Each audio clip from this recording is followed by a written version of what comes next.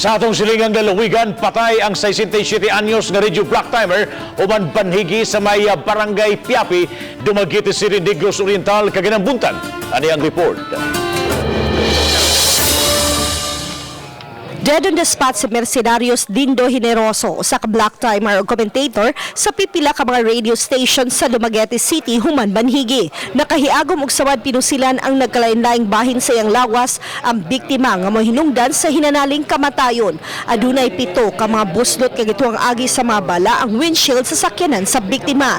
Nagkatagsada na ang gituuhang bala nga gikan sa 45 kalibre.